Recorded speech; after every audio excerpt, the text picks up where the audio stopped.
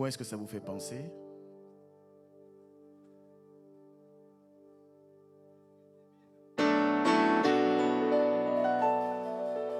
Ça va rester là tout le mois de février.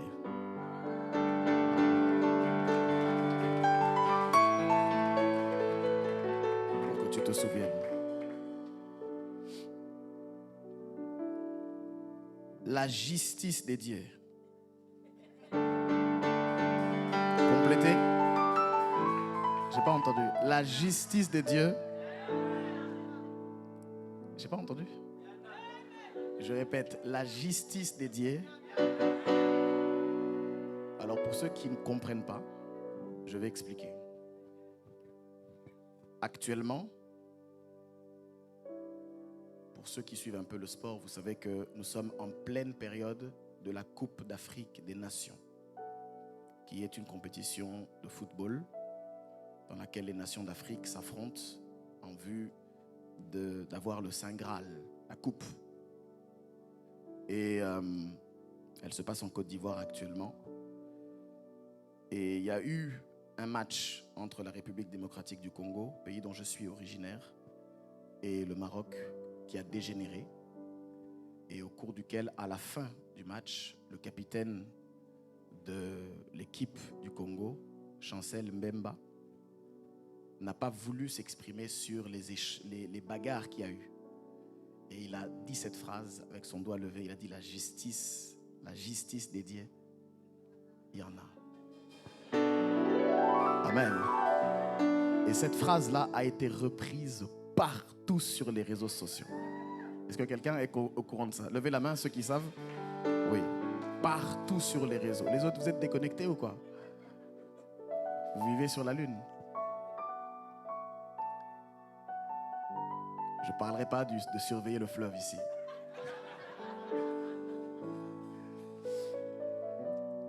Mais sachez que cette phrase-là, c'est vrai que ça a fait rire beaucoup. Mais actuellement, je crois qu'elle a été dans les numéros 1. Tout le monde a parlé de ça. Amen, amen. La justice de Dieu, il y en a. Tu dois être très prophétique. On était ici en décembre.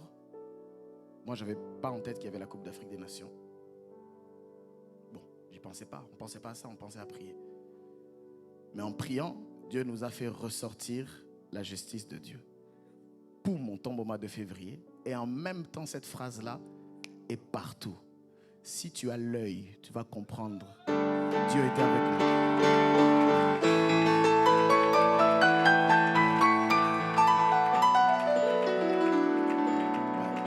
Être prophétique, c'est voir les choses à l'avance. Nous, on ne savait pas. Mais il se trouve qu'en ce moment, on parle de ça. Et que comme par hasard, nous, on a prié en décembre.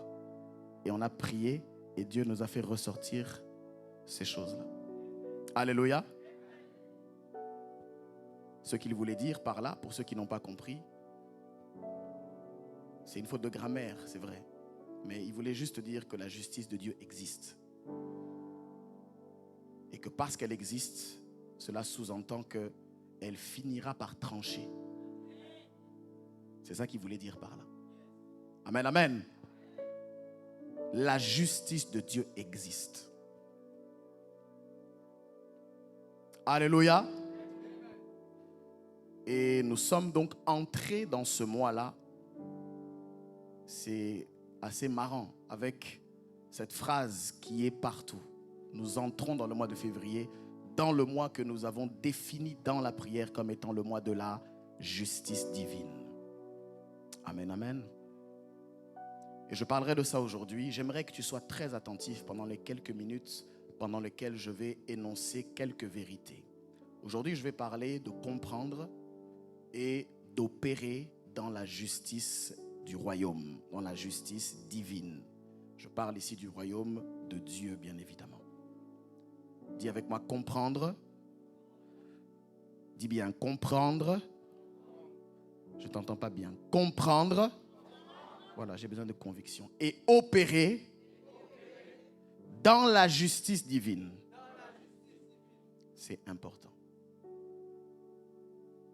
C'est ça le le message que j'aimerais te donner.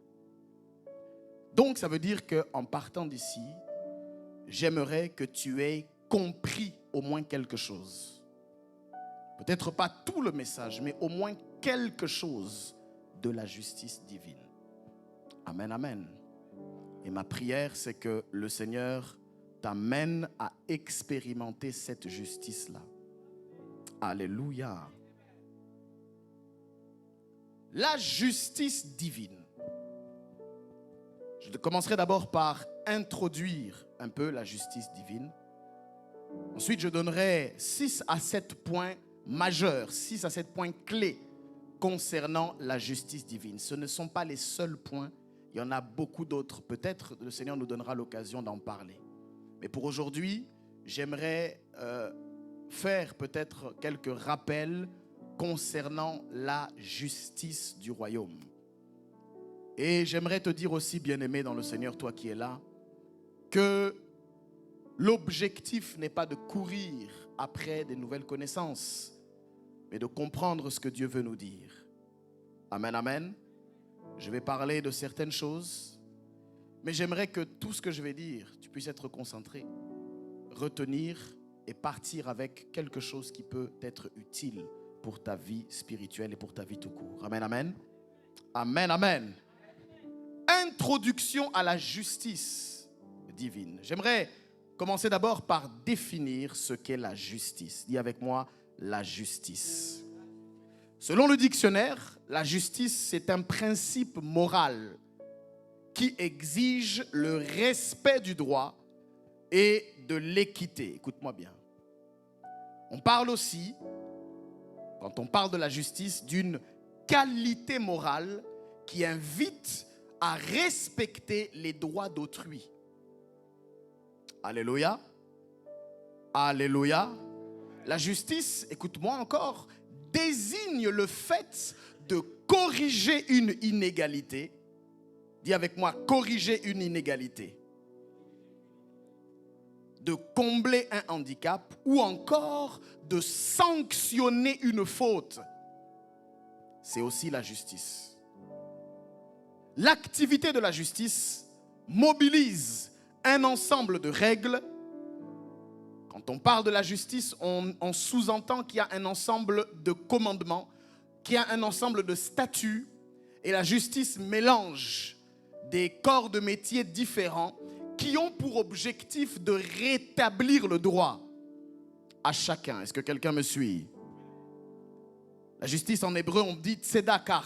C'est la justice, la droiture, le fait de justifier. Alléluia. J'aime ces définitions qui nous ont été données.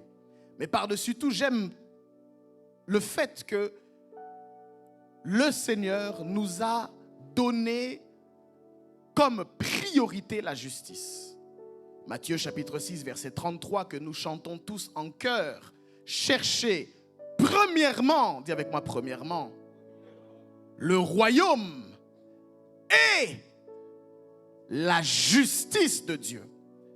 Pourquoi j'insiste? Parce que plusieurs fois et à plusieurs reprises et souvent nous oublions l'aspect de la justice. Nous parlons beaucoup du royaume, mais nous négligeons un peu l'aspect de la justice du royaume. Jésus ne nous a pas seulement dit de chercher premièrement le royaume, il nous a dit chercher le royaume, mais dans le royaume là, chercher surtout sa justice. Et lorsque Jésus dit premièrement, ça signifie clairement qu'il parle d'un ordre de priorité. Il est en train de nous dire, avant toute chose, avant de chercher du travail, avant de chercher un mari, une femme, avant de chercher à avoir des enfants, avant de chercher quoi que ce soit, dans quelle école tu vas aller pour étudier, avant de chercher qu'est-ce que tu vas porter demain, qu'est-ce que tu vas faire ce soir, qu'est-ce que tu vas manger, avant de chercher cela, cherchez premièrement, dis avec moi premièrement, le royaume et la justice de Dieu. Comment tu comprends ça? Il te donne la clé et des priorités. Parce que le Seigneur sait, lorsqu'il parlait aux disciples, quand on rentre dans le contexte, que les disciples s'inquiétaient pour beaucoup de choses. Qu'est-ce qu'on va manger demain? Comment est-ce qu'on va être habillé? Quelles études on va faire? Où est-ce qu'on emmènera nos enfants? Comment on va faire pour X, pour ceci, pour cela? Les inquiétudes humaines, légitimes. Jésus leur dit, écoutez, toutes ces choses-là, votre Père sait que vous en avez besoin. Ça là, ce sont les païens qui les recherchent. Vous, qui n'êtes pas des païens, cherchez premièrement le royaume et la justice de Dieu. Donc la justice, bien-aimé, est un aspect où Jésus nous donne un caractère prioritaire sur la justice. Alors nous devrions, si nous sommes sages, suivre ses conseils et chercher à comprendre, mais c'est quoi finalement la justice de Dieu là dont on parle? Quelles en sont ses caractéristiques? Pourquoi il nous demande de chercher ça prioritairement? Et en quoi avoir ces choses permettra que toutes ces choses, vous voyez, cherchez premièrement le royaume et la justice de Dieu, et toutes ces choses, dis avec moi ces choses, vous seront données par-dessus. Quelles choses? Remonte au verset, s'il te plaît. Remonte encore. Remonte encore. Voilà. Est-ce qu'on peut y aller? Je peux y aller? C'est Jésus qui parle au verset 25. Il dit, c'est pourquoi je vous dis, ne vous inquiétez pas pour votre vie, de ce que vous mangerez, ni pour votre corps, de quoi vous serez vêtus. La vie n'est-elle pas plus que la nourriture, et le corps plus que le vêtement? Regardez les oiseaux du ciel. Ils ne sèment, ni ne moissonnent, ils ne travaillent pas. Et ils n'amassent rien dans des greniers, ils ne font pas d'économie, ils n'ont pas d'épargne. Et votre Père Céleste les nourrit. Ne valez-vous pas beaucoup plus qu'eux? Qui de vous, ô chers disciples et incrédules, par vos inquiétudes, peut ajouter une coudée à la durée de sa vie? Jésus est en train de dire, est-ce que vos inquiétudes jusqu'à présent vous ont emmené à manifester l'abondance? Qui de vous par ces inquiétudes peut ajouter? Et il dit, et pourquoi vous inquiétez au sujet du vêtement? Considérez, regardez comment croissent les lys des champs, les fleurs. Ils ne travaillent pas, ils ne filent pas. Cependant, je vous dis que Salomon même, dans toute sa gloire, n'a pas été vêtu comme l'un d'eux.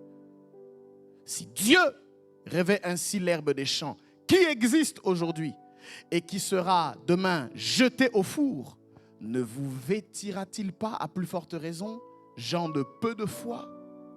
Ne vous inquiétez donc pas et ne dites pas, que mangerons-nous? Que boirons-nous? De quoi serons-nous vêtus? Car toutes ces choses, dis avec moi toutes ces choses, dis encore à ton voisin, toutes ces choses, ce sont les païens qui les recherchent. Votre Père Céleste sait que vous en avez besoin. Cherchez, c'est maintenant là où cette parole arrive, premièrement le royaume et la justice de Dieu. Et toutes ces choses, dis avec moi, toutes ces choses vous seront données par-dessus. Est-ce qu'on peut acclamer la parole du Seigneur?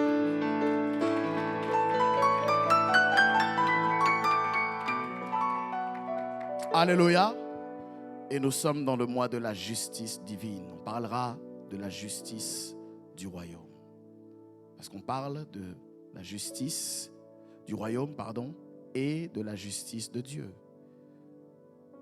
Amen, amen.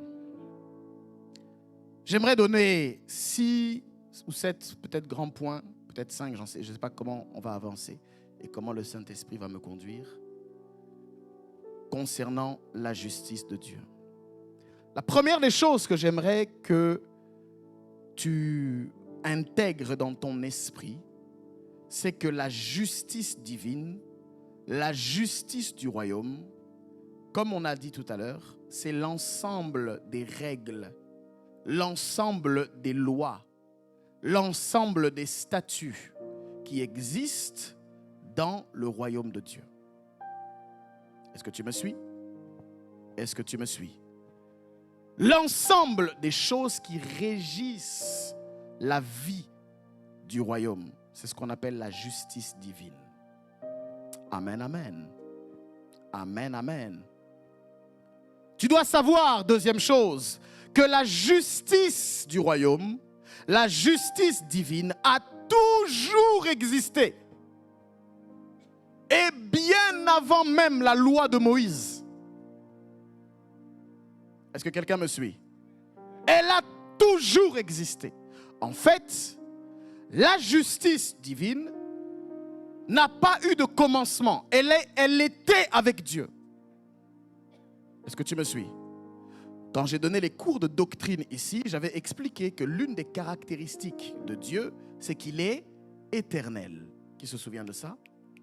Ce qui est différent de immortel. L'homme,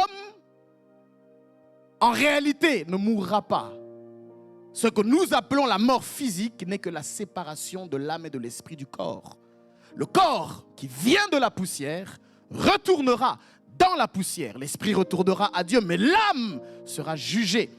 Et nous vivrons éternellement, soit auprès du Seigneur, soit en enfer. Et je prie que ce ne soit pas ton cas. Ce que j'essaie de dire par là, c'est qu'il n'y a pas de fin, mais qu'il y avait eu un commencement. Lorsqu'on parle de l'éternité, l'éternité comporte le mystère de ne pas avoir de fin, mais surtout de ne pas avoir de début. Et la justice divine, je répète, n'est pas immortelle, elle est éternelle. Psaume chapitre 119, verset 42. Est-ce que tu es avec moi? Je voudrais aller pas à pas avec toi, mais que tu me suives bien. Psaume 119, verset 142.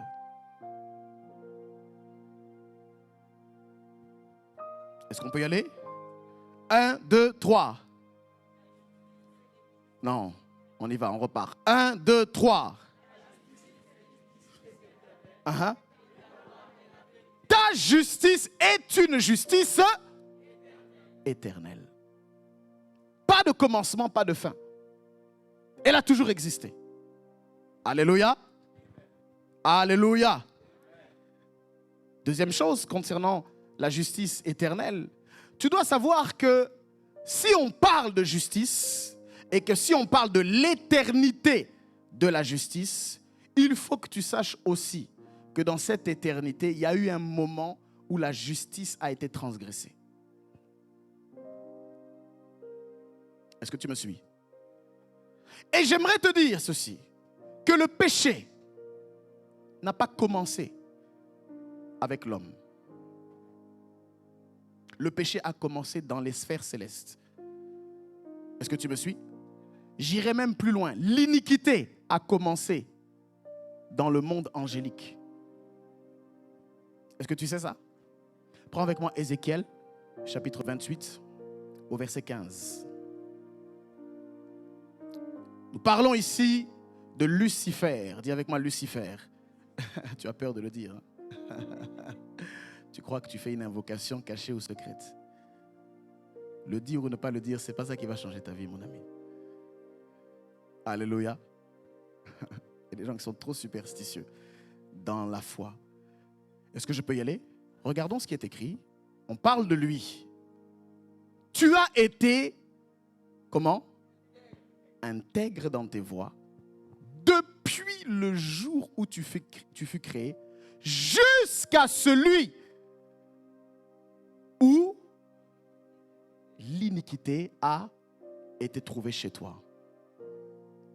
Ça veut dire, bien-aimé, que là, dans les sphères célestes, là, dans le monde angélique, l'iniquité a été trouvée chez un ange. Alléluia. Le péché n'a pas commencé avec Adam. D'ailleurs, en parlant d'Adam, à l'époque où ce qu'on appelle la loi n'existait pas encore, En réalité, la justice divine était déjà à l'œuvre parce que dans la justice divine, il y a toujours ce qu'on appelle des interdits.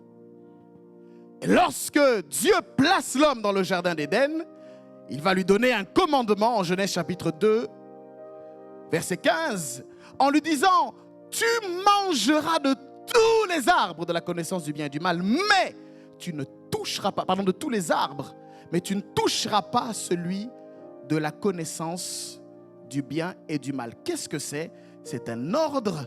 Qu'est-ce que c'est? C'est une loi. Qu'est-ce que c'est? C'est une règle. Alléluia. L'Éternel Dieu donna cet ordre. On y va. Regardez, verset 16. À l'homme, tu pourras manger de tous les arbres du jardin, mais tu ne mangeras pas de l'arbre de la connaissance du bien et du mal, car le jour où tu en mangeras, Et là, qu'est-ce qui s'applique? Quand tu mangeras et que tu mourras, il y a une loi qui va s'appliquer qu'on appelle la loi du péché et de la mort. Alléluia. C'est une loi. Ce que j'essaie de te dire, c'est que la justice divine a toujours existé. C'est que la justice ou les lois du royaume fonctionnent partout. J'aimerais t'informer, même là où tu es, on est rempli de lois ici. Si je me tiens debout, c'est par la loi de l'équilibre. Mais si je suis debout sur une plateforme, c'est la loi de l'apesanteur. Si tu peux m'entendre, c'est parce qu'il y a une loi de l'amplification de ma voix faite par un système de micro. Pendant que tu me regardes, tu es en train de pratiquer la loi de la respiration. La loi d'expulser, de prendre, d'inspirer, d'expirer. Il y a des lois partout, bien-aimés, que tu le veuilles ou que tu ne le veuilles pas. La vie est faite de lois. Tout ce qui arrive, tout ce qui se fait est entouré des lois. Soit des lois non dites, soit des lois exprimées. Tu as été créé pour vivre en communion avec Dieu. Le seul problème, c'est que parce que par sa propre volonté, l'homme a choisi la voie de l'indépendance, la communion avec Dieu a été rompue.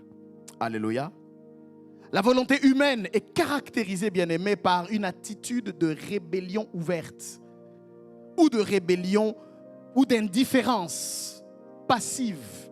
Mais n'empêche qu'il y a quelque chose qui a été cassé. Est-ce que tu me suis? Si tu me suis, dis avec moi, je te suis.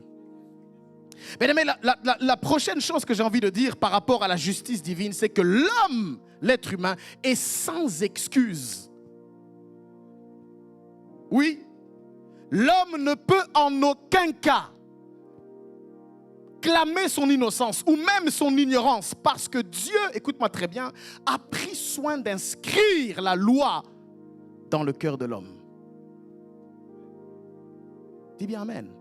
Oui, Dieu a placé une boussole intérieure dans le cœur de l'homme.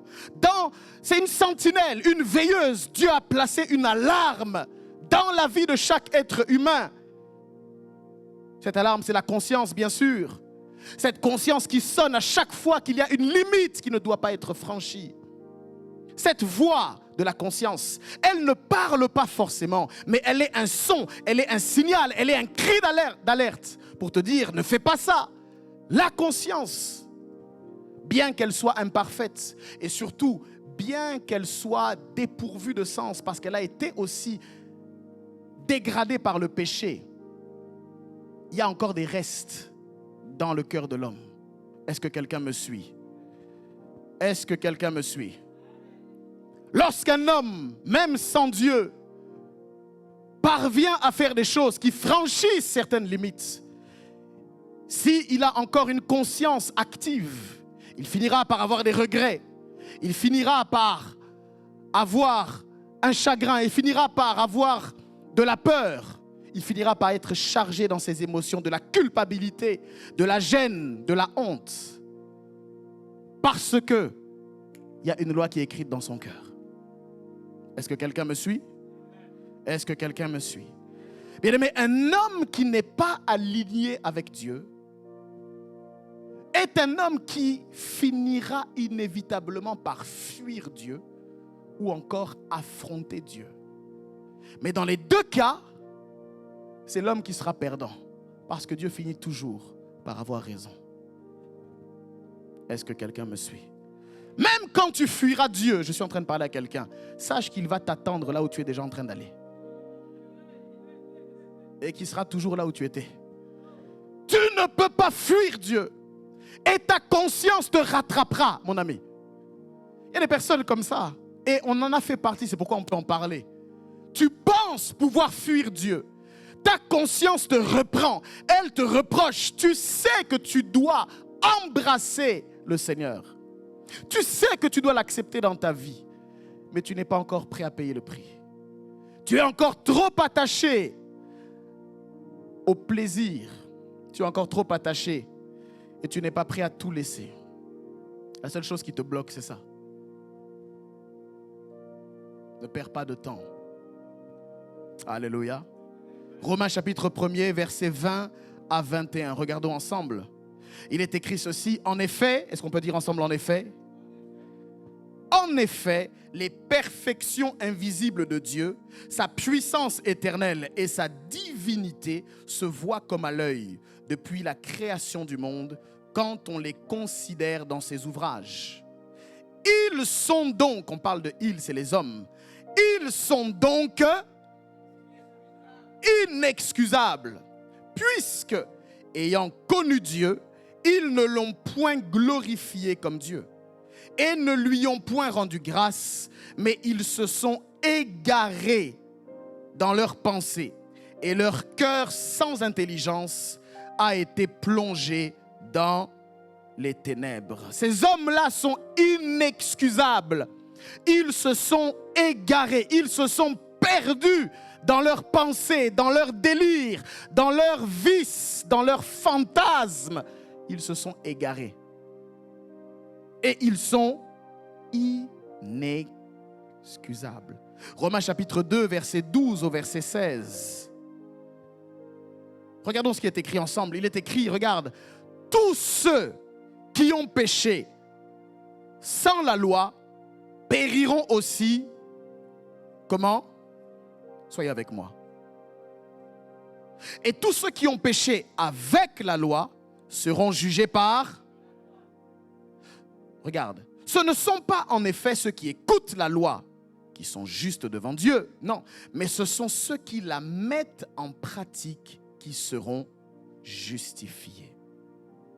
Quand les païens qui n'ont point la loi, regarde bien, font naturellement ce que prescrit la loi, ils sont, eux qui n'ont point la loi, une loi pour eux-mêmes. Ils montrent que l'œuvre de la loi est comment? Écrite dans leur cœur. Pourquoi? Leur conscience en rendant témoignage et leurs pensées s'accusant ou se défendant tour à tour. C'est ce qui paraîtra au jour où, selon mon évangile, Dieu jugera. Dis avec moi, Dieu jugera par Jésus-Christ les actions secrètes des hommes. Quelles sont tes actions secrètes?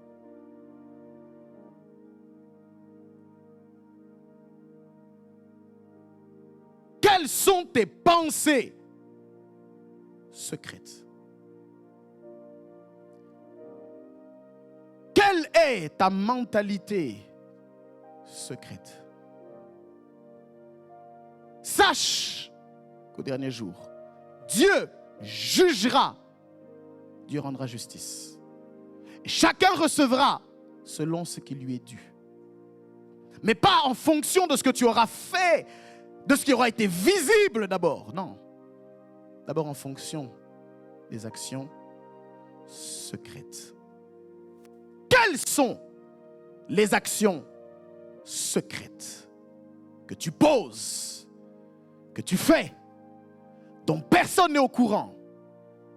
Les actions secrètes. Alléluia. Bien-aimés, les pensées seront jugées. Oui. Il n'y a pas que tes actes qui seront jugés. La manière dont tu auras géré l'autoroute de tes pensées sera jugée. Tu sais pourquoi? Parce que Dieu sait très bien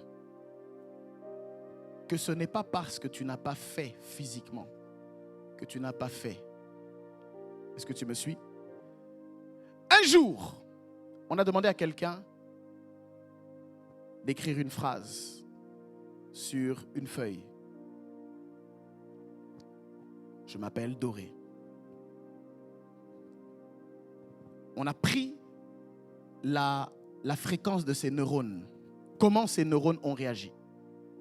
Ensuite, on a fait le même exercice. Mais on lui a dit, n'écris pas. Juste pense que tu es en train d'écrire. Je m'appelle Doré. Et on s'est rendu compte que les fréquences étaient quasiment les mêmes. Est-ce que tu me suis? Quasiment les mêmes. Pourquoi? Parce que la force des pensées est ce qui amène les actions. Tu peux avoir un frein pour ne pas agir parce que tu as peur d'une punition, parce que tu crains un châtiment, mais ça ne veut pas dire que tu n'es pas celui que tu n'as pas fait. Est-ce que quelqu'un me suit? En fait, j'essaie de te dire que tu n'es pas forcément ce que tu fais.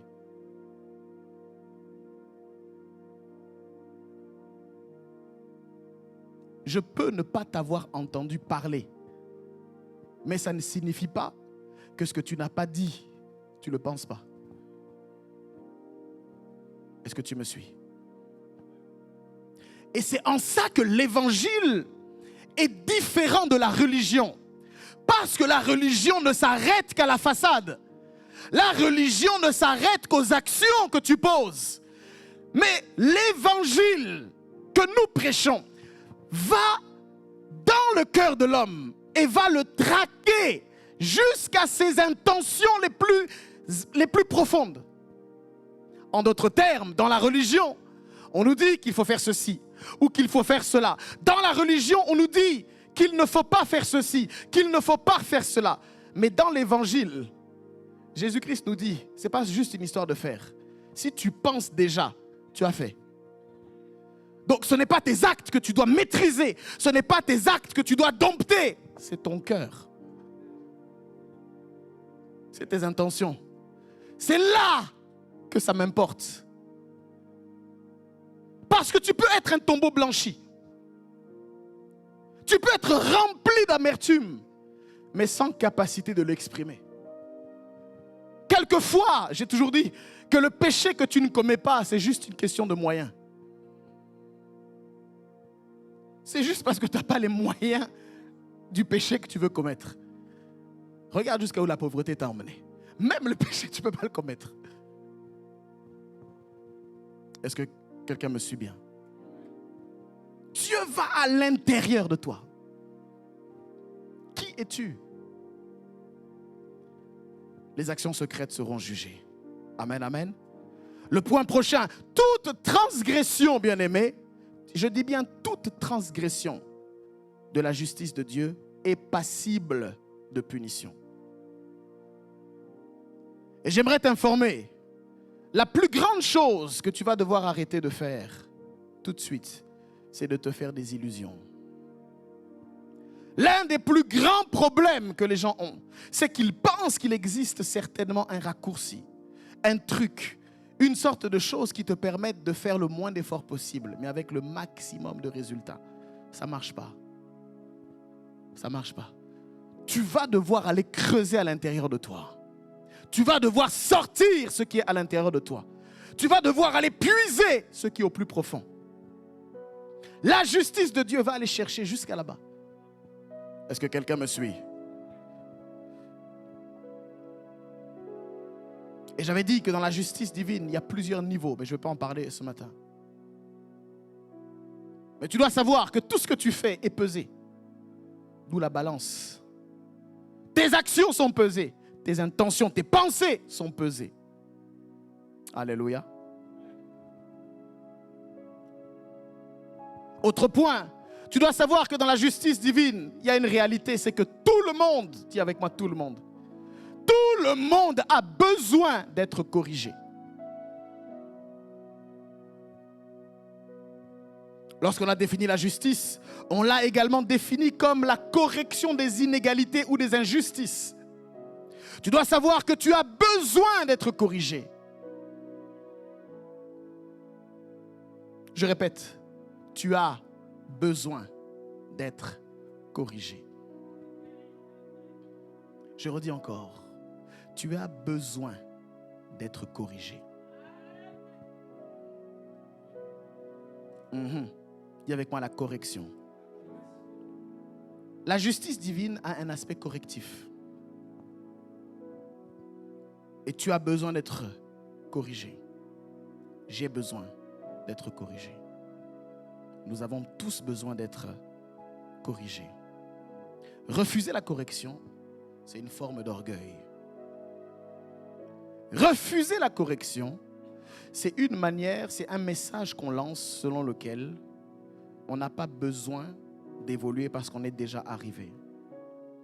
Une personne qui refuse la correction de la justice de Dieu, c'est une personne qui, par défaut, est en train de rétrograder. Est-ce que tu me suis bien? Dis avec moi la correction. Dis encore à ton voisin la correction. À qui as-tu donné le droit d'être corrigé? Réfléchis un instant. Pose-toi la question. Quelles sont les 3 personnes qui peuvent ou qui ont le droit de me corriger sans que j'aie besoin de discuter?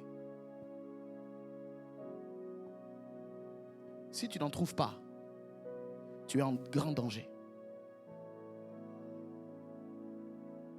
Alléluia. Tu es en très grand danger. Dans la vie, il faut aimer qu'il y ait une personne qui puisse te corriger. Et normalement, ton pasteur devrait être dans la liste. Même si tu ne dis pas Amen, je te le dis.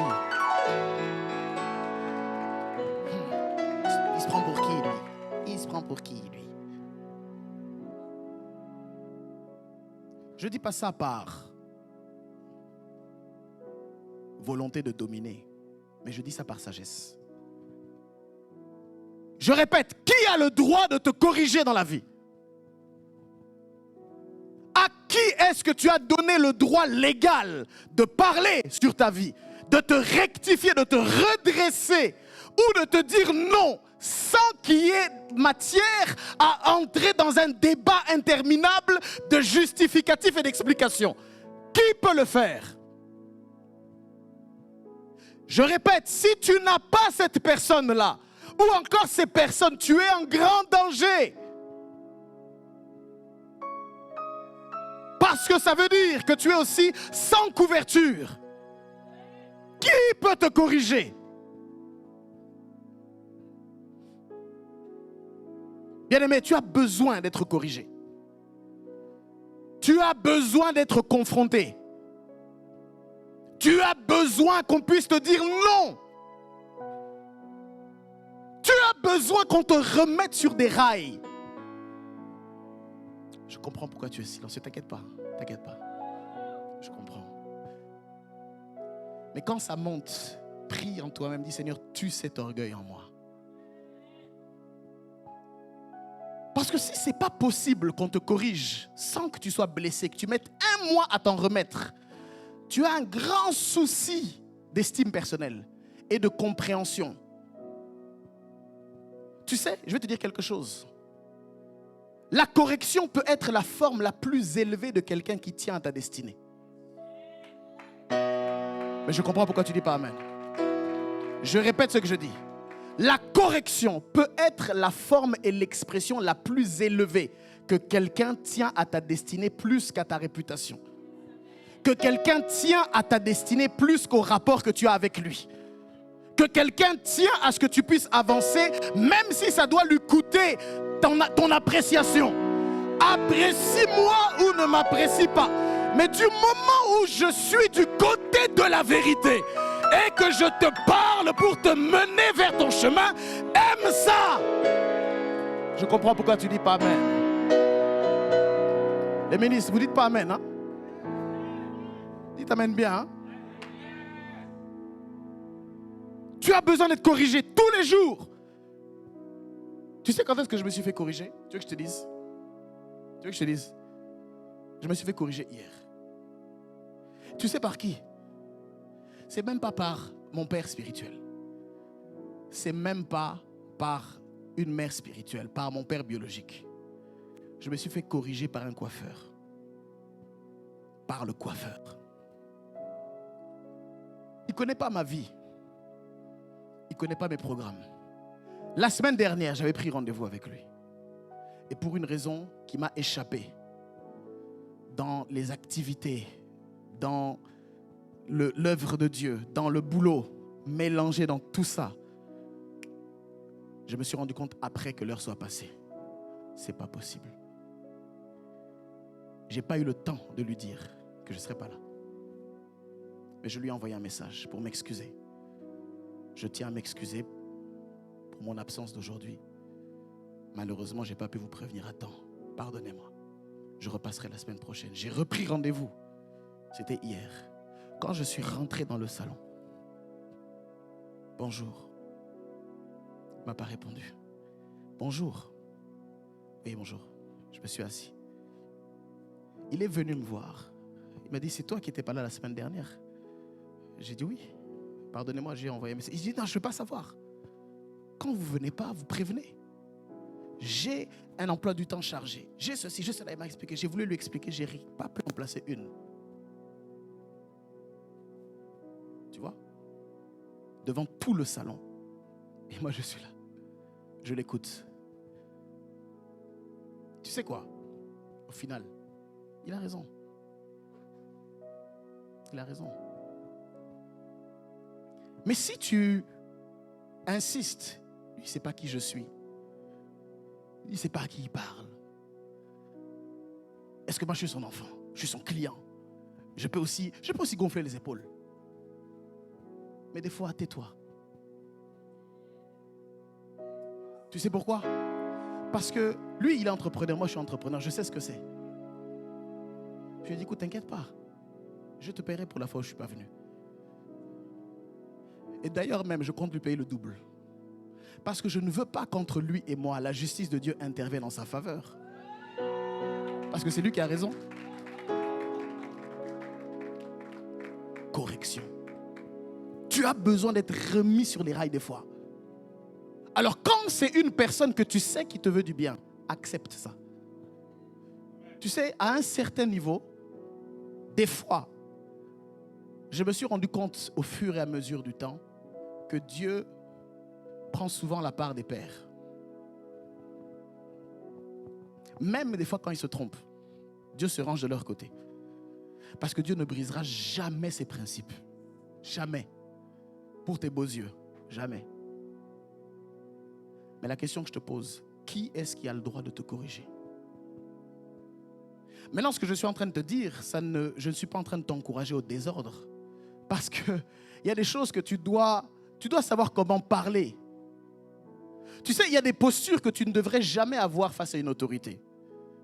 Le Saint-Esprit me parlait et me disait, il y a 3 postures que tu ne devrais jamais avoir face à une personne qui est une autorité. Premièrement, tu ne devrais jamais prendre la posture de l'instruction. On ne se présente pas devant une autorité pour l'instruire, pour lui donner une instruction. Premièrement, n'instruis pas une autorité. Plutôt que d'instruire, inspire l'autorité. Deuxième chose, on ne se présente pas devant une autorité pour lui donner une direction. On ne se présente pas devant un pasteur, un homme spirituel, pour lui dire de faire ceci ou de faire cela. Plutôt que de diriger, propose. Troisième chose, on ne se présente jamais devant une autorité spirituelle pour le corriger. Parce que ce n'est pas ton rôle de corriger. Plutôt que de corriger, suggère.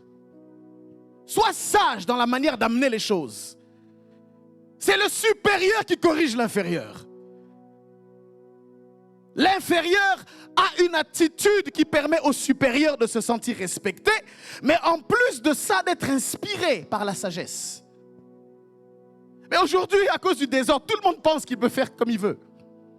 Vous savez, dans la francophonie, ça s'est beaucoup vu. Vous avez des membres comme ça d'église qui peuvent venir devant le pasteur. Pasteur, tu dois faire ceci. Pasteur. Donc Dieu va me sauter. Tu es venu il y a 3 mois. Tu ne sais pas depuis combien de temps on est là, comment on a bâti le ministère, comment on a travaillé dans le ministère. Qu'est-ce qui fait que le ministère est là où il est aujourd'hui? Toi, tu viens d'arriver, tu regardes juste 2-3 fois, tu viens et Dieu te parle pour moi. Il me saute et il t'utilise. Mon gars, mon frère, ma soeur, je sais que tu n'aimes pas ce que je suis en train de te dire, mais je te dis que c'est la vérité. Que tu veuilles ou que tu ne veuilles pas, je t'écouterai d'une oreille, je vais noter, je mets ça à côté. Tu sais pourquoi? Dieu aime sa justice. Et Dieu n'est pas désordonné. Je sais que Dieu peut parler par tout le monde. Il peut parler par un enfant, il peut parler par un chien s'il le veut. Mais il ne va pas déroger à tes principes, à ses principes, parce que tu as reçu une révélation. Est-ce que tu me suis? Il faut que l'ordre de la justice de Dieu revienne dans son église. J'ai dit, il faut que l'ordre de la justice de Dieu revienne dans son église. Je disais, il faut que l'ordre et la justice de Dieu reviennent dans son église. Est-ce que quelqu'un me suit? Jéthro a vu Moïse. Jéthro était le grand prêtre de Madian. Mais Jéthro a dit, Moïse, non, ce que tu fais n'est pas bon. Tu vas t'épuiser toi-même, tu vas épuiser ce peuple. Regarde, fais ça, fais ça, fais ça. C'était le prêtre de Madian. Donc il avait déjà la prêtrise. Est-ce que quelqu'un me suit bien? Dis avec moi, j'ai besoin d'être corrigé. Dis à ton voisin, tu as besoin d'être corrigé. Non, dis à l'autre, tu as besoin d'être corrigé. Écoute, la correction est importante. Pourquoi? Les prisons sont remplies de personnes qui n'ont pas été corrigées, qui n'ont pas su être corrigées. Est-ce que tu sais ça? Est-ce que tu sais ça? Quand les parents n'ont pas réussi à corriger un enfant, quand la famille n'a pas réussi à corriger un enfant, quand l'église n'a pas réussi à corriger un membre, sache-le, un jour ou l'autre, c'est l'État qui va se charger de le faire. Est-ce que tu me suis? Et tu vas te retrouver dans un endroit parce que tu n'auras pas su embrasser la correction. L'enfer, écoutez-moi, l'enfer est rempli de personnes qui ont refusé d'être corrigées. Qui avaient leurs idées, qui avaient leurs pensées et qui ont refusé la correction.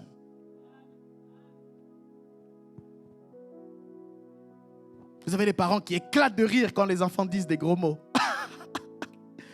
L'enfant finira par croire qu'être grossier, c'est être drôle. Tu laisses faire, tu laisses tout faire. Tu ne corriges pas. Un jour, mon ami, un jour, tu vas le payer cher. Tu sais, des fois, dans nos familles, ça t'est déjà certainement arrivé, que ce soit dans la famille ou pas même dans la famille, qu'il y ait un enfant qui fasse des choses qu'il ne doit pas faire, mais que tu ne peux pas corriger, parce que ce n'est pas ton enfant. Et des fois, il y a le parent qui est là, qui ne dit rien. Non? Ça vous est jamais arrivé? Vous vivez sur Vénus. Ça vous est jamais arrivé? Ça vous est jamais arrivé de voir un enfant? Ça m'est arrivé il y a pas très longtemps. Je voyais un petit enfant. Je ne sais pas quel âge il avait, ce petit-là. 7 ou 8 ans. J'écoutais la manière dont il parlait à sa mère. Et j'avais envie de me jeter sur lui. Parce que je voyais la mère prendre ça à la légère. Rire. Arrête, mon petit choupinet. Arrête, mon petit choupinet. Arrête, mon petit choupinet. Et cette maman va s'étonner un jour que cet enfant-là n'accepte aucune autorité sur lui. Parce que les parents sont censés être la première figure d'autorité. Si l'autorité de la correction n'est pas établie dans la maison, n'attendez pas qu'elle soit établie avec les professeurs. Et le pire, c'est que quand ces mêmes enfants insultent à l'école, les parents viennent, non pas pour reprendre l'enfant, mais pour engueuler le prof et porter plainte. À l'époque, bien aimé, ça ne m'est pas arrivé beaucoup. Mais si ça m'arrivait qu'on convoque mon père ou ma mère à l'école, tu sais ce qui allait se passer? Elle allait écouter. Elle allait écouter la professeure. Elle n'allait pas m'écouter. Elle allait m'en mettre aller-retour et demander à la prof de participer. Mais c'est comme ça qu'on a grandi. Et vous pensez quoi? Que ça m'a déstabilisé dans ma croissance personnelle? Que j'ai un défi de réassurance? Attendez. Pourquoi la psychologie vient ça vous embrouille pour rien, hein? Ça vient vous embrouiller. Ça vient vous embrouiller. Non, parce qu'on risque de stopper sa croissance émotionnelle. Il faut laisser l'enfant faire. Et nous, on a été corrigés, je le dis, avec des ceintures, je ne dis pas qu'il faut faire ça. Je n'ai pas dit qu'il faut faire ça. Mais je dis, on a vécu ça. Ça ne nous a rien fait. On n'est pas mort. On est vivant. Et bizarrement, ça a fait de nous des gens polis. Je ne sais pas pourquoi. Je ne sais pas pourquoi.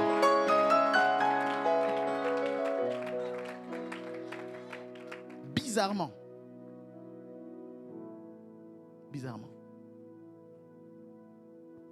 Alléluia. Je parle ici à un parent.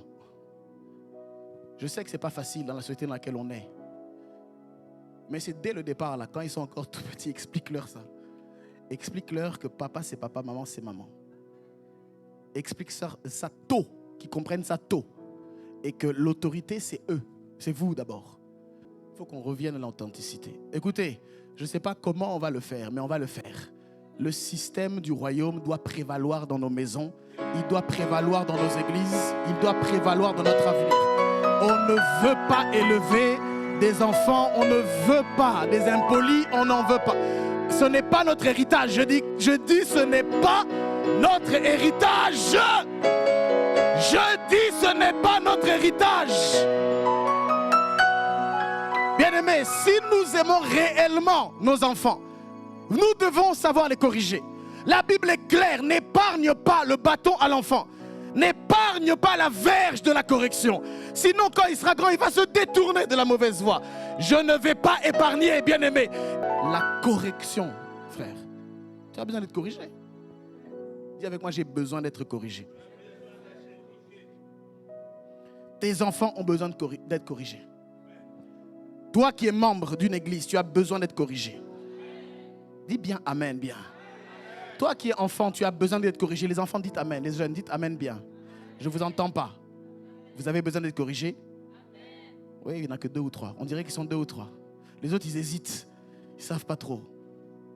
Peut-être...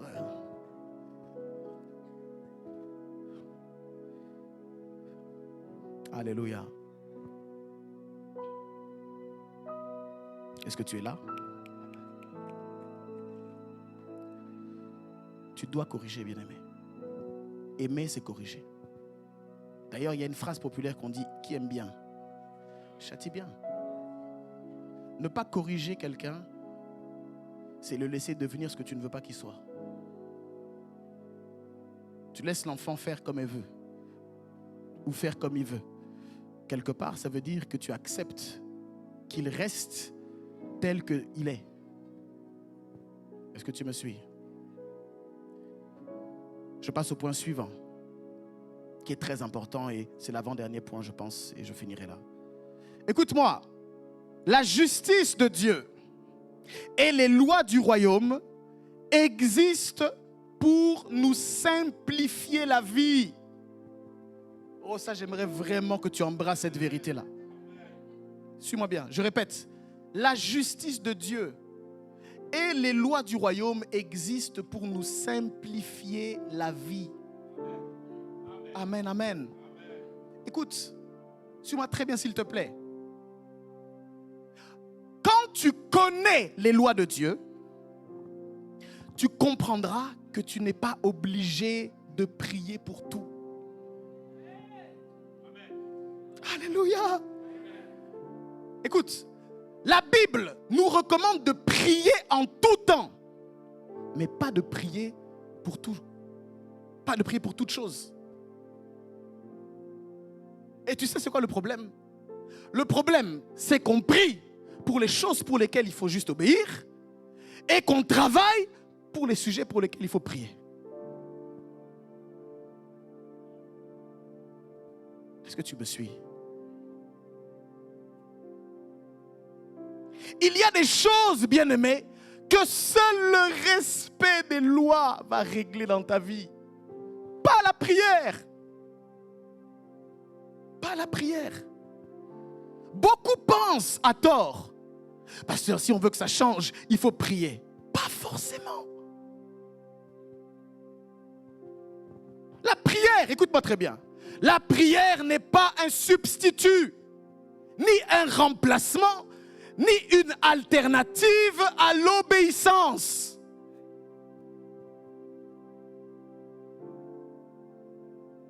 Tu as entendu? Il y en a qui pensent que la prière peut remplacer certaines choses. Que la prière, je ne sais pas, est une sorte de formule magique qu'on peut prononcer comme ça et qui va miraculeusement tout changer. Frères et sœurs, il y a des choses pour lesquelles la prière ne va servir qu'à t'obéir, qu'à faire que tu obéisses, pardon. Est-ce que tu me suis? Beaucoup se réfugient dans la prière, là où ils doivent juste obéir. Bien-aimé, j'aimerais te dire, on ne choisit pas entre la prière et l'obéissance. Tu dois faire les deux, en fait. Alléluia. Dis avec moi, la prière, mais aussi l'obéissance.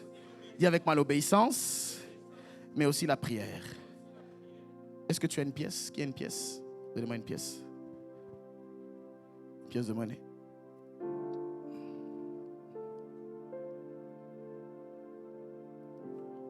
Ok, merci. Merci beaucoup. J'ai une pièce de monnaie. Ok? Écoute. Considère que cette pièce, c'est la monnaie spirituelle qui te sert à acheter des articles spirituels. Ok? Des articles qu'on appelle témoignages, miracles, percées, transformation, puissance. On achète ça avec une monnaie spirituelle. Cette monnaie-là, dans le monde spirituel, c'est la foi. Ok? C'est par la foi qu'on achète les articles spirituels, qu'on fait l'échange et qu'on prend ce dont on a besoin. Maintenant, cette pièce-là, qui est la foi, est composée de deux faces. Amen. Il y a la face pile et il y a face. D'un côté, il y a la prière. Mais de l'autre côté, il y a l'obéissance. Et c'est ça qui fait la foi.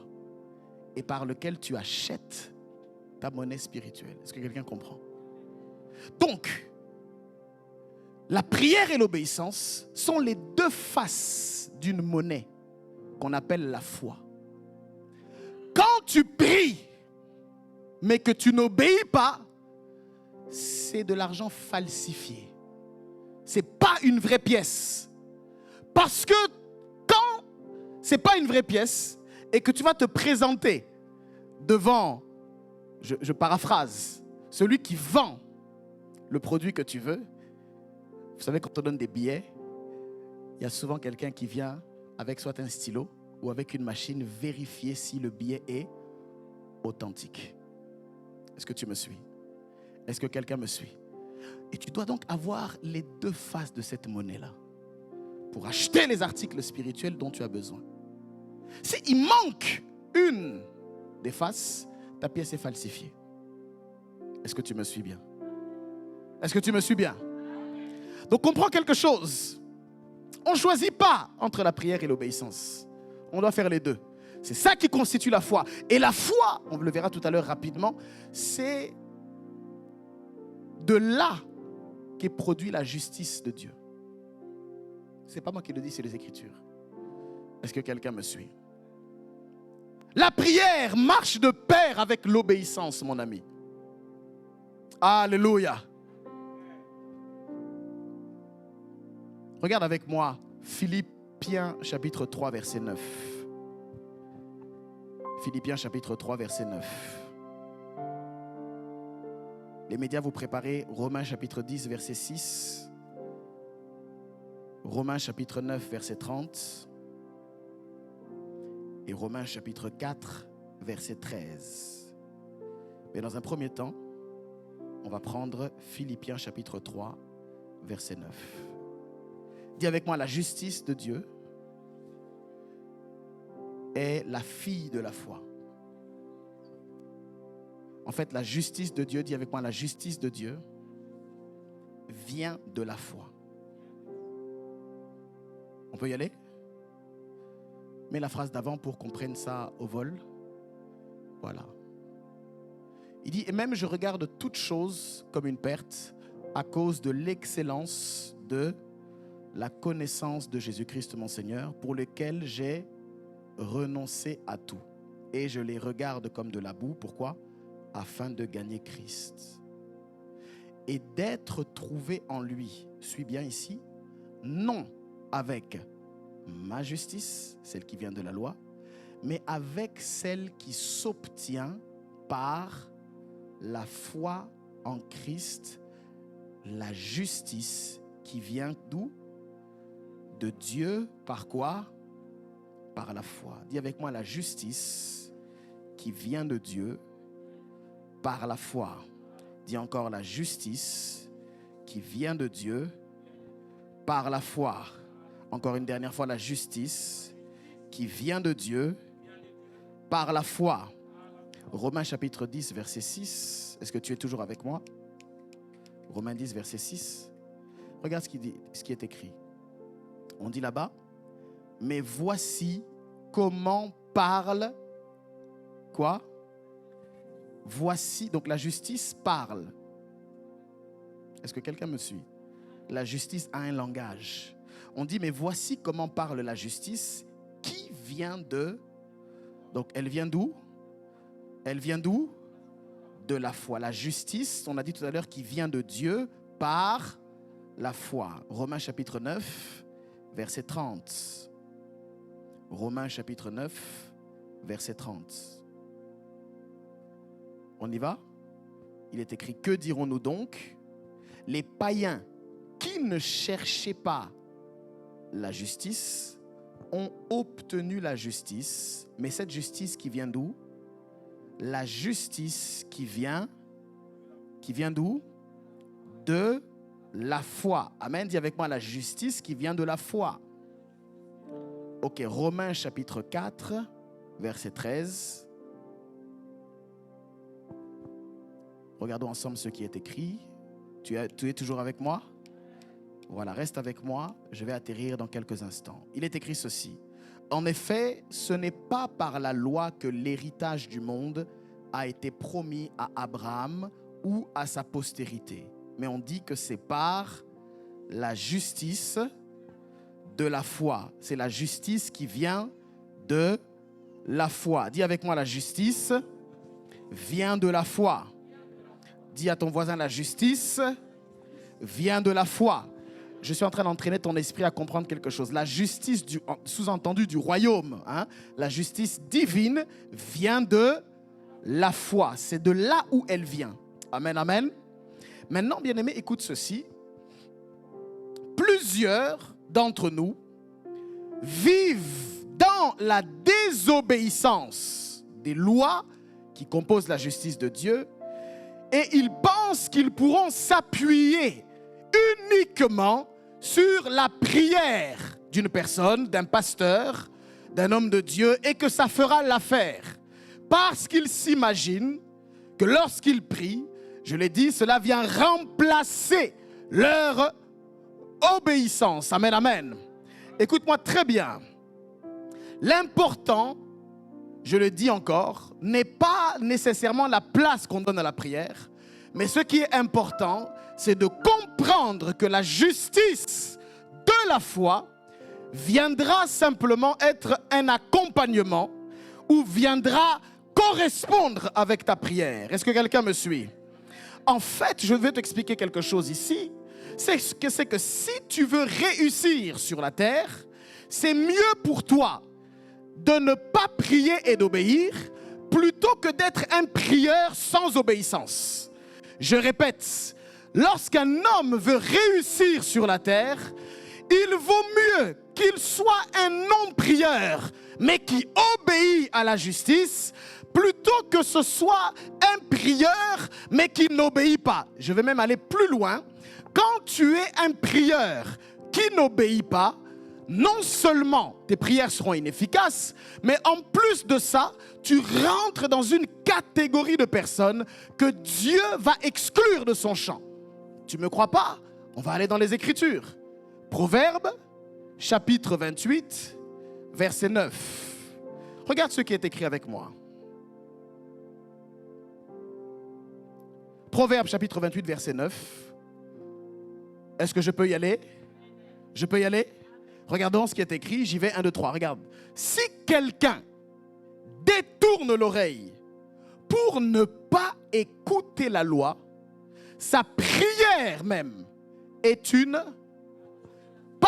pas un péché, pas une transgression, pas une infamie, pas une iniquité, mais sa prière est une abomination. Ici, quelque part, je paraphrase. Il est en train d'expliquer que lorsque tu n'écoutes pas la loi et que tu détournes ton oreille, c'est mieux pour toi de ne pas prier. Parce que si, non seulement tu détournes l'oreille pour ne pas écouter la loi, mais qu'en plus tu pries, là tu rentres dans une catégorie de péché qui est dangereuse. Qu'on n'a pas juste appelé un péché, une iniquité ou une transgression, mais une abomination. Est-ce que quelqu'un me suit? Donc c'est mieux pour toi de te taire que de pécher par une prière. Est-ce que tu savais qu'on pouvait pécher en priant? Ah! Dieu nous apprend des choses. Hein? Tu as appris dernièrement que toute offrande n'est pas agréée par Dieu. Apprends aujourd'hui que toute prière n'est pas agréable à Dieu. Et qu'il y a des prières qui sont pour Dieu une abomination. Je répète, il y a des prières qui sont des abominations. Ce n'est pas le pasteur Doré qui a dit ça. Va demander à Salomon. Quand tu iras dans l'éternité, tu le verras, tu lui poseras la question pourquoi Dieu a laissé qu'on écrive ça. Est-ce que quelqu'un est en train de me suivre? Celui qui est justifié, bien-aimé, ce n'est pas seulement celui qui prie, mais c'est celui qui prie selon la justice. Est-ce que quelqu'un me suit? Donc il ne suffit pas juste de prier. Il faut prier selon la justice divine. Prenons Luc chapitre 18, versets 10 à 14. Je suis en train d'aller vers l'atterrissage.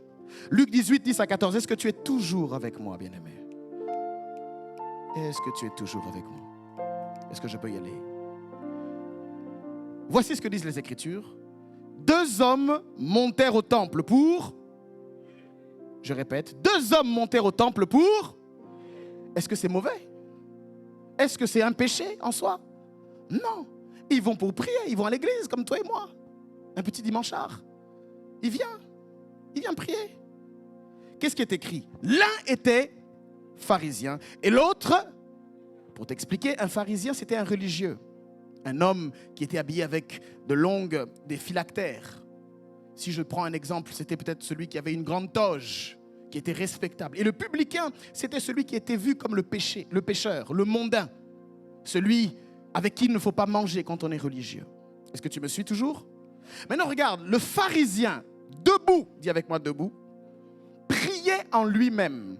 Oh Dieu, c'est sa prière. Je te rends grâce de ce que je ne suis pas comme le reste des hommes qui sont ravisseurs, injustes, adultères ou même comme ce publicain. Je jeûne 2 fois la semaine. Je donne la dîme de tous mes revenus. Amen. La satisfaction personnelle, l'auto-louange. Seigneur, je te rends grâce de ce que je ne suis pas comme le reste de tous les hommes. Maintenant, regardez ce qui est écrit. Le publicain, se tenant à distance, n'osait même pas lever les yeux au ciel. Mais il se frappait la poitrine en disant, « Oh Dieu, sois apaisé envers moi, qui suis un pécheur. » Jésus dit, je vous le dis, celui-ci descendit dans sa maison justifié, plutôt que l'autre. Et il dit, car quiconque s'élève sera abaissé, et celui qui s'abaisse sera élevé. Au passage, c'est la loi de l'humilité. Loi spirituelle. Est-ce que tu me suis? 2 prières, mais 2 justifications différentes. On dit celui-ci descendit justifié plutôt que l'autre. Pourquoi? Parce que dans la loi de la prière, on ne commence pas par se donner des louanges. Le pharisien avait oublié que lorsqu'il venait prier, c'était Dieu qu'il devait venir élever. Comme certains aujourd'hui pensent que lorsqu'ils viennent à l'église, c'est eux qu'on doit élever. Ils s'imaginent que c'est eux qu'on doit voir. Ils s'imaginent qu'ils ont un palmarès spirituel qui devrait l'élever au-dessus des autres. Ils ne savent pas qu'il y a la loi de l'humilité. Il y a ce qu'on appelle la loi du Suntek, du Diantek, que celui qui descend sera élevé, que celui qui s'élève sera rabaissé. Il ne comprend pas ça. Pourquoi? Parce qu'il prie, c'est vrai, mais il prie sans comprendre la justice du royaume. Je prie que tu comprennes la justice du royaume et que tu ne fasses plus les erreurs que ce pharisien a commis. Alléluia. Celui qui est justifié, bien-aimé, c'est celui, on l'a dit, qui prie selon la justice de Dieu. Et c'est surtout, je le répète, celui qui obéit à la parole. Alléluia. Matthieu 21, versets 28 à 32. Regardons ensemble. Jésus donne une parabole et il dit quelque chose. Je peux y aller? Il dit, que vous ensemble, un homme avait combien? Avait 2 fils. J'entends pas. Avait 2 fils. Et s'adressant au premier, il dit, mon enfant, va travailler aujourd'hui dans ma vigne. Il répondit, on y va? Dis-le bien. Je ne veux pas. Ensuite, il se repentit et il alla.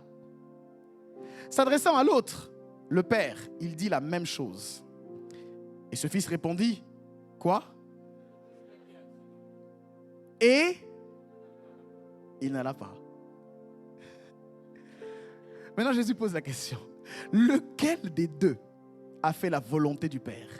Il n'a pas dit lequel des 2 a bien répondu à la question. Il n'a pas dit lequel des 2 avait parlé de la manière adéquate. Non. Il n'a pas dit lequel des 2 était venu à l'église. Non. Il n'a pas dit lequel des 2 avait prié. Il n'a pas dit lequel des 2 avait lu la Bible. Il a demandé lequel des 2 a fait la volonté du Père. Et ils répondirent quoi? Et Jésus leur dit, je vous le dis en vérité, les publicains et les prostituées vous devanceront dans le royaume de Dieu. Car Jean est venu à vous dans la voie de la justice et vous n'avez pas cru en lui. Mais les publicains et les prostituées ont cru en lui, la foi. Et vous qui avez vu cela, vous ne vous êtes pas ensuite repentis pour croire en lui. Acclame la parole de Dieu. Amen, amen. Lequel des 2 a fait la volonté du Père? C'est ça la grande question. Alléluia. En fait, bien-aimé, la finalité de ce que Dieu cherche à te faire faire c'est de lui faire confiance, mais surtout pour lui obéir. Alléluia. Parce que sans obéissance, Dieu sait très bien qu'il ne peut rien faire pour toi. Alléluia. D'ailleurs, la chose pour laquelle le diable te combat le plus, c'est ton obéissance. Tu sais pourquoi? Satan sait qu'une personne, mon ami, une gars qui obéit à la parole, tu ne peux rien faire contre elle. Tu ne peux rien faire contre lui. Tu sais pourquoi? Parce que Dieu lui-même va être ton bouclier. Je répète, Dieu lui-même va être ton bouclier. Quand tu marches dans l'obéissance de la justice divine, mon frère, ma soeur, que tu le veuilles ou que tu ne le veuilles pas, même si on te met en prison comme Joseph pour avoir obéi, sache qu'un jour, la justice divine va trancher en ta faveur. Je suis en train de déclarer dans la vie d'une personne, lorsque tu marcheras dans la justice de Dieu, il pourra arriver que tu sois mis en prison. Il pourra arriver que tu sois rendu esclave. Il pourra arriver que tu sois mis dans des situations complexes. Mais je suis en train de déclarer que la justice divine tranchera en ta faveur. Job a parlé. Job avait compris quelque chose. J'ai vécu, j'ai vu. Mais il a dit, mon Rédempteur est vivant. Et il se lèvera, le dernier de la terre. Vous pouvez rire aujourd'hui, vous pouvez vous moquer de moi aujourd'hui, crucifiez-moi si vous le souhaitez, mais il y a quelque chose que vous ignorez, c'est que derrière la crucifixion, il y a une gloire qui m'attend. Derrière la crucifixion, il y a une justice qui m'attend. La Bible déclare dans Philippiens chapitre 2 qu'il s'est abaissé jusqu'à l'obéissance de la croix. C'est pourquoi Dieu l'a souverainement élevé. Il avait compris la loi de l'élévation. Si tu veux être le plus grand, sois le serviteur de tous. La justice divine parlera en ta faveur. Qu'elle parle dans tes entreprises, qu'elle parle là où tu souffres, qu'elle parle dans ton travail, qu'elle parle dans ta famille, qu'elle parle là où tu es, qu'elle parle dans l'église, qu'elle parle pour ton ministère. Au nom de la justice divine. Elle parlera pour toi. Tu as des situations judiciaires dans lesquelles tu es. Ne marche pas avec la justice des hommes. Laisse les avocats faire leur travail. Mais appuie-toi sur Dieu. Fais ce qu'il y a à faire au niveau humain. Rassemble tout ce qui est en ton pouvoir pour plaider ta cause. Mais j'aimerais te dire, ne compte pas sur ça. Fais tout ce qui est possible, mais compte sur Dieu, le juste juge. Compte sur le juste juge. Compte sur le juste juge. Le diable fait tout pour que tu désobéisses. Il sait très bien que si tu n'obéis pas, même si tu pries, tu seras aussi inefficace qu'une personne qui ne prie pas.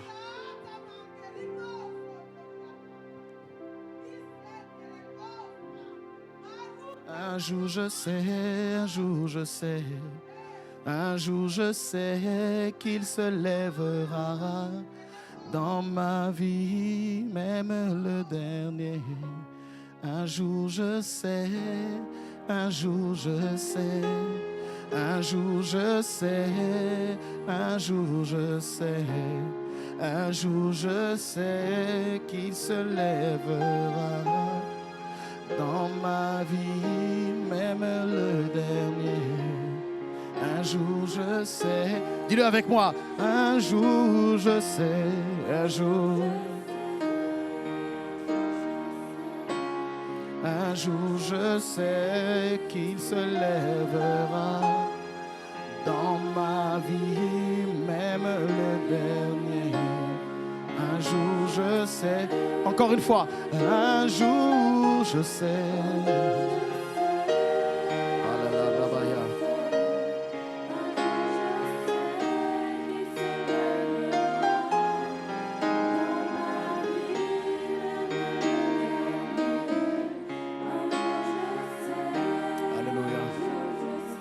Sa justice qui est éternelle subsiste à jamais. Le dernier point, la dernière chose que j'aimerais te dire cet après-midi, c'est que tu dois sortir de la catégorie des personnes qui font des prières hors la loi.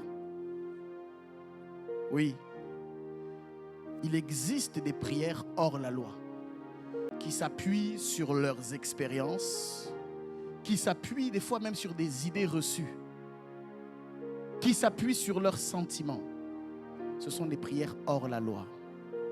Je voudrais t'encourager, bien-aimé, à apprendre à prier sur la base de la justice divine. Est-ce que quelqu'un me suit ici? La prière doit être basée sur la justice divine des Écritures. Bien-aimé, tout ce que j'ai dit, attention de ne pas mal interpréter. Je ne suis pas en train de descendre la prière. Je dis simplement que prier sans obéir, être un prieur désobéissant, c'est pire que d'obéir sans prier. Je suis en train de vouloir expliquer à quelqu'un qu'il faut que tu associes ces deux secrets puissants pour que la justice divine descende. Je suis en train de vouloir expliquer à une personne que tu ne pourras pas continuer de chercher à jongler sur les deux tableaux. Tu dois être total dans ton engagement avec Dieu. Est-ce que quelqu'un me suit bien? Et tu dois appliquer les Écritures et la parole dans son entièreté. Ne choisis pas ce à quoi tu as envie d'obéir. Obéis même si tu n'en as pas envie. Comprends que la justice ne tranche pas selon les émotions et les sentiments. Elle tranche selon le droit. Elle tranche selon l'équilibre. Elle tranche selon cette balance-là. Dieu est un Dieu d'équité. Dieu est intègre. Est-ce que quelqu'un me suit? La prière, ce n'est pas une formule magique qui change le mal en bien, subitement. Et si tu es à souffle de vie, tu connais l'importance et la place qu'on donne à la prière. Tu le sais. Donc je ne tire pas sur la prière, mais je recadre ta prière. Je recentre ta prière sur la base de la justice divine. Est-ce que quelqu'un me suit bien? Dis avec moi la justice divine. Lève-toi là où tu es, on va prier. Dis avec moi comprendre et opérer dans la justice du royaume. Tu vas prier. Je ne sais pas ce que tu as compris. Mais apparemment Dieu voulait te parler ce matin. Il voulait que tu ne te fasses pas d'illusions. Apparemment Dieu voulait te recentrer sur l'aspect correctif de la justice. L'aspect de la justice qui cherche à rétablir l'ordre, à rétablir le droit, à rétablir l'équilibre, à combler les inégalités, à corriger ou même des fois à sanctionner les fautes. Dans un esprit de repentance, là où tu es, j'aimerais que tu reviennes au Seigneur sincèrement. Pas une énième fois comme portant un masque ou juste parce que le pasteur l'a dit, non. Mais une fois où tu es sincère dans ton cœur, où tu dis Seigneur, je veux réellement, j'aspire à ta justice.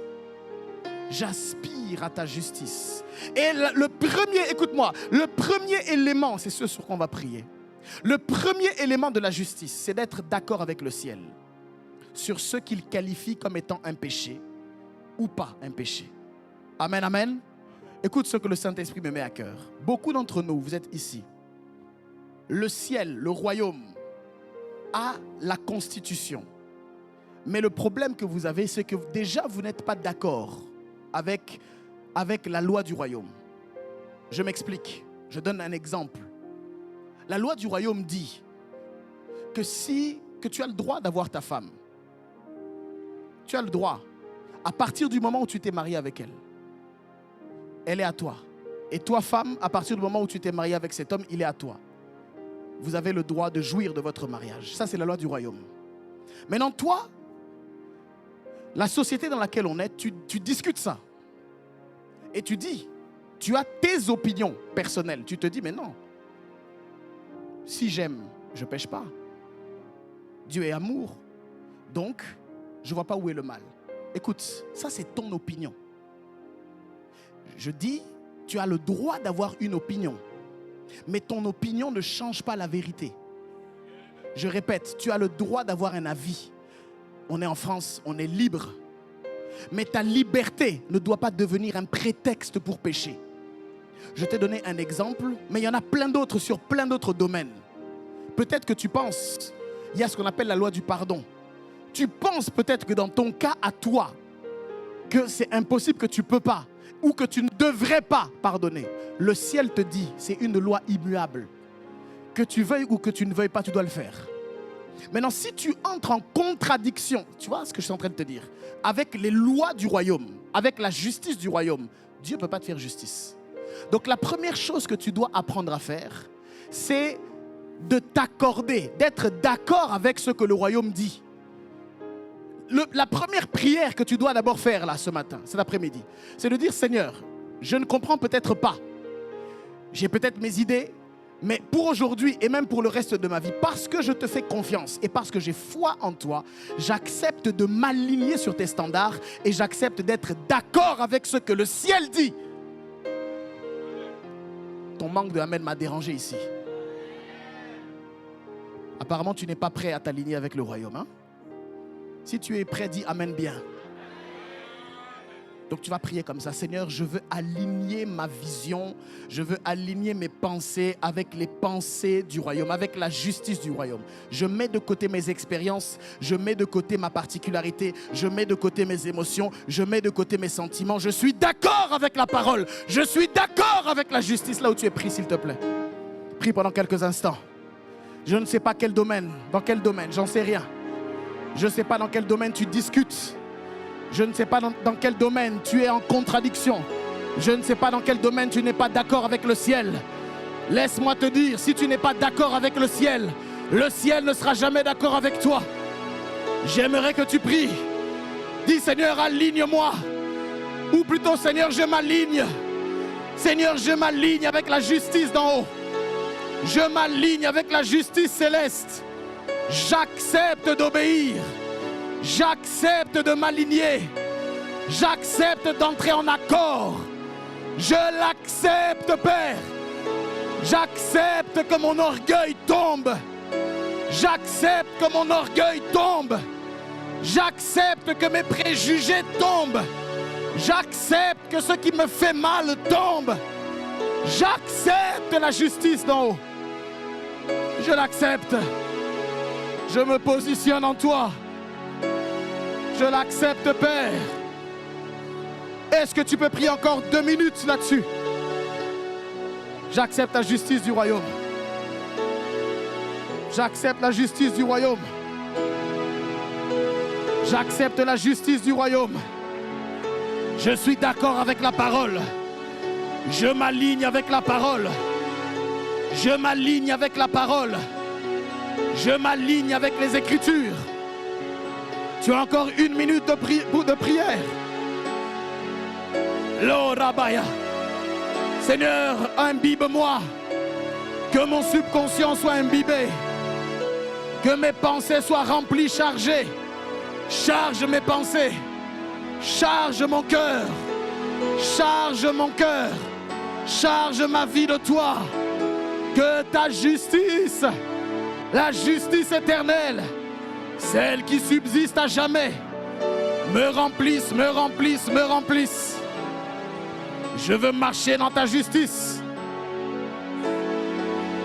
Le robaradaya. Tu as encore 20 secondes pour prier là-dessus. Hello brabazandalo. Shala rabayandela baya. Lo brababaye foloro sende.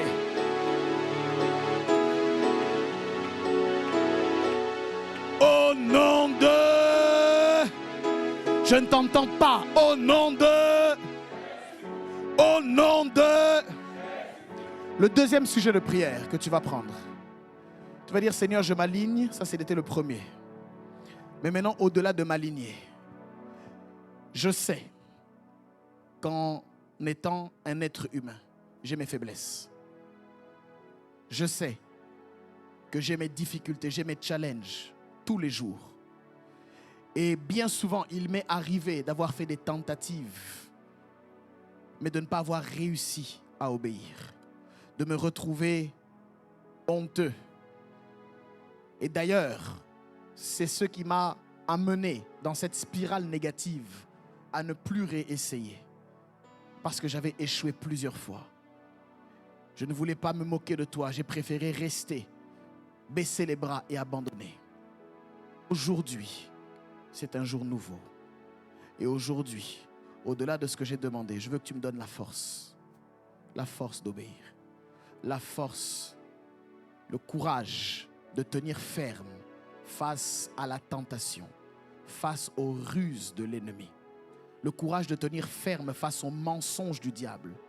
Le courage, Seigneur, d'exposer ma vie à ta lumière, de manière à ce que je ne sois pas jugé pour les actions secrètes que j'ai inconsciemment même cherché à te cacher, toi. Je viens prier cet après-midi afin que la force me soit donnée. Là où tu es, tu vas prier pour l'énergie spirituelle. Oui, tu vas dire, Seigneur, donne-moi l'énergie spirituelle. Donne-moi cette impulsion, ce carburant à l'intérieur de moi qui me donne envie toujours d'obéir, qui me donne envie de résister, qui me donne la force là où tu es. Est-ce que tu peux commencer à taper des mains? Et en même temps que tu tapes des mains, tu es en train d'appeler, tu es en train d'appeler, tu es en train d'appeler, tu es en train d'appeler. Est-ce que tu peux prier là où tu es? Qu'il te donne la force, qu'il te donne l'énergie spirituelle, qu'il te donne l'énergie spirituelle, la force d'entreprendre, la force d'obéir, l'énergie pour faire. Oh, qu'il te communique au nom de Jésus. Est-ce que tu peux prier comme ça? Est-ce que tu peux battre des mains énergiquement? Énergiquement. La force, le courage, l'énergie, la vigueur, la fermeté dans la parole, la fermeté dans la justice, la fermeté dans la vérité, la fermeté dans la sainteté. Je ne coucherai pas, je ne tomberai pas, je ne pécherai pas. Je fortifie mon âme soit fortifiée par le Saint-Esprit, par la puissance de Dieu. Est-ce que tu peux prier là où tu es? Tu as encore 2 minutes de prière. Si tu ne peux pas prier pour toi, est-ce que tu peux prier pour un frère? Est-ce que tu peux prier pour une sœur? Est-ce que tu peux prier pour l'Église? Nous ne tomberons pas. Nous ne tomberons pas. Nous ne fléchirons pas. Nous resterons fermes dans les tribulations, fermes dans les souffrances, fermes dans les difficultés, fermes. La fermeté. Seigneur, communique-moi cette énergie. Communique-moi cette force. Communique-moi cette force. Tu as encore 1 minute de prière. L'ora da baheshande. La braba baba candelerosa. Va con lo brada baye kabazo. Lo braba kamazoto ende. Jabra makamazo otobale. Lo brabambazo otobole. Belora baba yereza. Tita lo brababazonta. Lo brabakabazo ote. Jano tolera bayera. Lo bamakamandezutela. Lo brebabakazi est tombé. La fermeté. Tu as encore 10 secondes pour la fermeté, pour l'énergie, la force.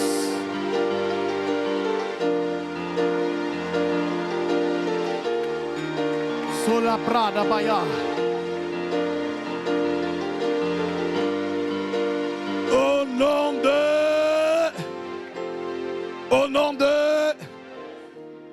Tu vas faire un dernier sujet de prière. Et tu vas dire, Seigneur, justifie-moi. Comme ce publicain que tu as justifié. Il est écrit, il fut justifié plus que l'autre lorsqu'il descendit dans sa maison.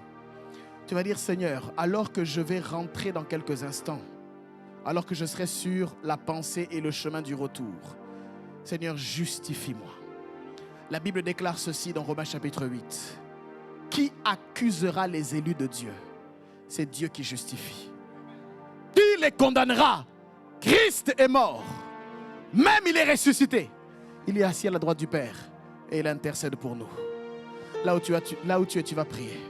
Tu vas dire, Seigneur, je quitte cet endroit. Je quitterai cet endroit, mais en quittant cet endroit, je quitterai la condamnation. Je laisse et je dépose mes fardeaux à tes pieds. Et je rentre justifié.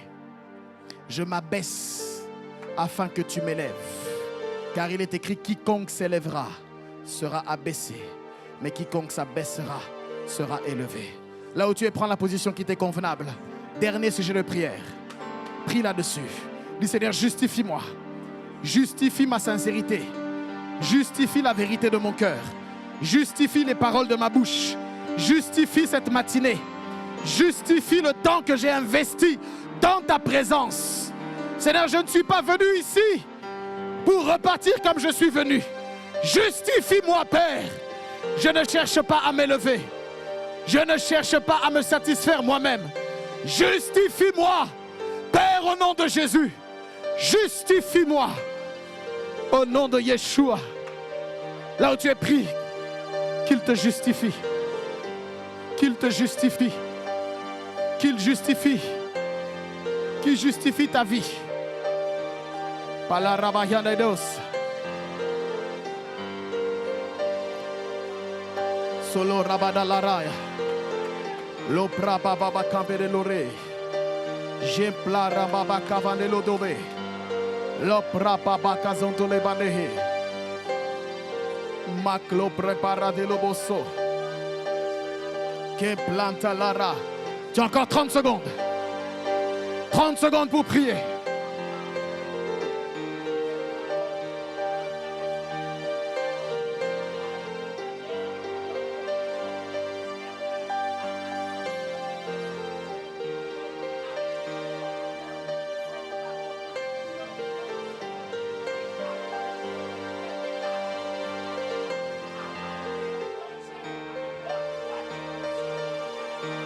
Shemba, tu as encore 15 secondes pour prier.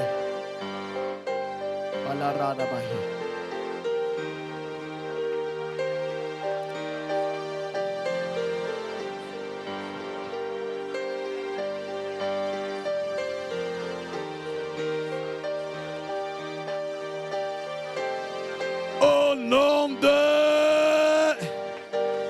Je ne t'entends pas. Au nom de... Au nom de... Seigneur, je viens prier pour ton peuple. Et je viens prier dans l'objectif que tu les amènes, comme tu m'amènes moi-même, à pratiquer la justice du royaume. C'est en la recherchant et en la pratiquant que nous serons justifiés. Paul l'a dit, non pas avec la justice qui vient des hommes, non pas avec la loi du talion, œil pour œil, dent pour dent. Non pas avec le fait de vouloir s'élever pour finir rabaissé. Mais nous voulons que la justice du royaume crie en notre faveur. Accorde-nous au-delà de la prière que nous soyons des pratiquants. Pas juste des bons parleurs, mais des pratiquants.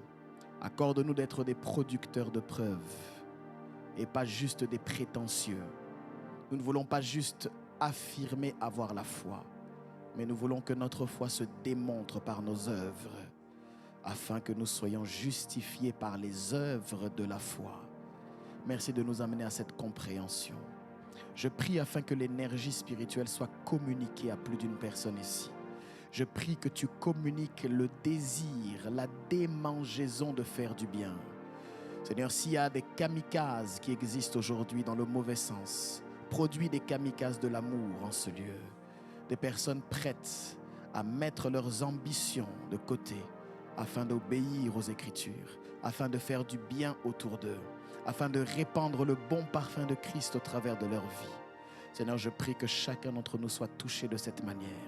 Laisse que ta justice, que nous voulons traiter en ce mois, que tu nous as donné comme un don, comme une grâce, Seigneur, soit le cri de chacun d'entre nous. Nous avons compris plusieurs choses aujourd'hui, mais nous voulons maintenant opérer. Accorde-nous, Seigneur, d'être des personnes qui intercèdent, mais surtout des personnes qui obéissent, des personnes qui pratiquent les Écritures, des personnes que tu trouveras en train de faire ce que tu demandes, des personnes qui pourront rendre compte sans rougir du bilan qui sera le leur. Seigneur, nous avons ainsi prié en cette journée. Et c'est dans le précieux et dans le puissant nom de Jésus que nous disons avec foi et action de grâce. 3 fois, Amen, Amen, Amen. Acclame très fort le Seigneur. Acclame très fort le Seigneur, acclame-le très fort.